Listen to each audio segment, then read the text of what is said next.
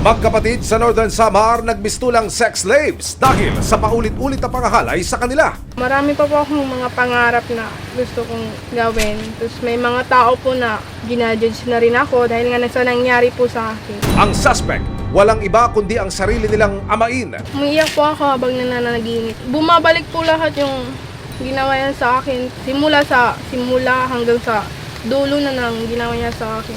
Lahat po bumabalik. Tinuring niya po mga hayop yung mga anak ko. Lalo na po pag wala ako. Mas maano pa sa Diablo. Pero bukod sa pangmomolestya, may iba pang ibinulgar, sina Cristel at Jessa. Ano na naman yan, sir? Nakatikim din daw sila ng pagmamaltrato at pananakit mula kay Eric. Ayaw mo talagang paawat, ha? Mas dako pas po sa mga kardero. Ingagin, susuntok-tok dyan di sa tiyan. Dahil sa paulit-ulit na pang-abuso at pangmamaltrato sa magkapatid, naglakas loob na silang magsumbong sa kanilang inang si Joanne. Parang nabunutan pa ako ng tinik. Masaya po, pero hindi pa naman nahuli ng time na yun, nakaalis na. Sinampahan ang suspect ng patong-patong na kaso ng 7 counts of rape at isang acts of lasciviousness. Pero ang suspect agad daw nag-travel to next destination mula Northern Samar patungo Maynila. Pero ang hindi alam ni Eric, sinundan pala siya ni Joanne papuntang Maynila. At actually po, pag Maynila po, hindi lang trabaho. Kasama ko siya sa plano na mahuli. Nitong June 2022, ibinaba ng Branch 38 Regional Trial Court ng Gamay, Northern Samar, ang warrant of arrest laban sa suspect. Nung binirify namin, siya ay listed as top 8 most wanted ng Northern Samar. Listed din siya sa municipal level. Agad na hinanap ng CIDG, DSOU, ang mga posibleng ruta ni Eric. Pero hindi ito naging madali para sa kanila. Napakailap yan dahil yun nga, nagtatago siya doon dahil sa face mask. Tinatago niya talaga yung identity niya. Pero isang selfie ni Eric ang na-trace ng mga otoridad. Wala na silang inaksayang oras, kasama ang resibo, agad silang nagkasa ng entrapment operation. So, eto siya, ha? Tingnan niyo maigi. Ang palatandaan niya, meron siyang nunal dito sa kaliwang pisngi. Hindi tayo magkakamali kasi yung nunal ang pagbabatayan natin.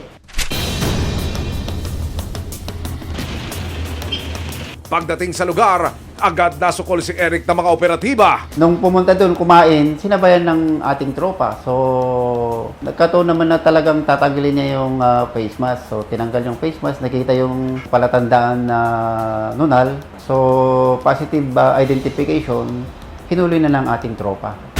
May warrant of arrest ka sa kasong rape at acts of lasciviousness na inisyo ni Judge Ricardo Estabillo Amos ng Regional Trial Court Branch 38, Gamay, Northern Samar. Babasahan kita ng karapatan mo. Ikaw ay may karapatang manahimik o magsawalang kibo. Ano man ang iyong sabihin ay maaaring gamiting pabor o laban sa iyo sa anumang hukuman. Ikaw ay may karapatang kumuha ng sarili mong abogado o tagapagtanggol na iyong napili at kung hindi mo kaya, ang gobyerno ang magbibigay sa iyo. At may karapatan ka din kumuha ng iyong tagapagsuri. Naiintindihan ba ang iyong karapatan? Arestado ka muna, ha? Nakapanayam ng resibo ang suspect na si Eric. Hindi ko po akalain na ganito habot sa ganito, ma'am. Sorry po. Doon po sa nagsampa sa akin, sana patawad niya kung ano man yung kasalanan ko. Hindi ko ina-expect na ganun yung malalim. Pero, sorry not sorry dahil pagkahaba-haba man ng taguan, ang biyahe niya ngayon patungong kulungan.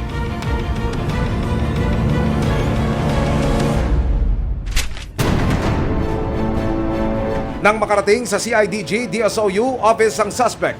Teka, mukhang may hahabol pa yatang pasahero ah.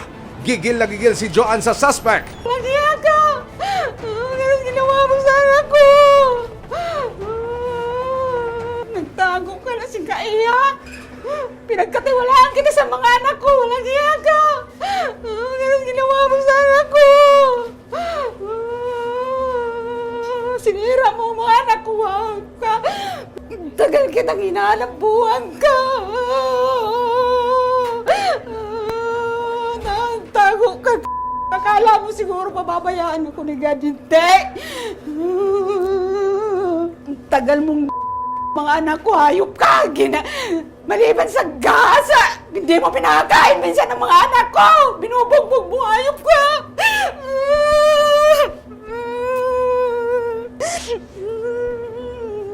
Maganda ka lang sa harapan ko, yung pala pag nasa Nakakatalikod na yun. Buwag ka. Ang kasalanan ko po doon kasi maaga pa, bata pa. Yan po naging kasalanan ko. Inaamin ko po yan. Sana bigyan niya ako ng chance. Patawad niya ako. Wala na, hindi kita patatawarin sa ginawa mo na yan. Dami mong kasalanan, buang ka. Hindi na uobra yung mukha mo sa akin, buang ka. Agad ibinalita ni Joanne sa kanyang mga anak ang pagkakadakip sa suspect. Matapos ang matagal yung paghihintay, ayan na po, nahuli na rin. Di natin nakalain na mahuhuli yun, di ba? Nag-uusap tayo dyan sa summer. Yan na, nahuli rin. Ano na sa piling yun na nahuli na siya? Masaya. Masaya. Masaya at sawa ko sa kanya lang. Ginawa niya sa amin. Mga kapuso, noong nakaraang Martes, hinuli ng CIDG kasama ang resibo ang suspect sa isang rape case. Personal po tayong nagsadya ngayon dito sa Campo Crame para kunan ng panig ang suspect na ito na matapos maisagawa ang krimen sa Samar Province ay nagtago sa Malibay, Pasay kung saan din siya inoperate ng mga alagad ng batas. Sir, ano masasabi nyo dito ho sa kasong isinampa sa inyo? Doon po sa ipinasang sa akin, kinaso. Aminado po ako na may nangyari sa amin sa daughter ko. Sir, hindi nyo ba naisip na ito ho'y minor? Wala ho sa wastong pag-iisip para magbigay ng kanyang pasyat desisyon. Di ho ba kinakonsensya? Hindi na po pumasok sa akin ng gano'n, sir. Tapos yung noon na lang po nalaman na pagtanto ko na gano'n, nung mali, nung pagkatapos. Matapos ang 2 taong paghahanap sa suspect, sa wakas, nabunutan din ng tinik sa dibdib ang mag-iina.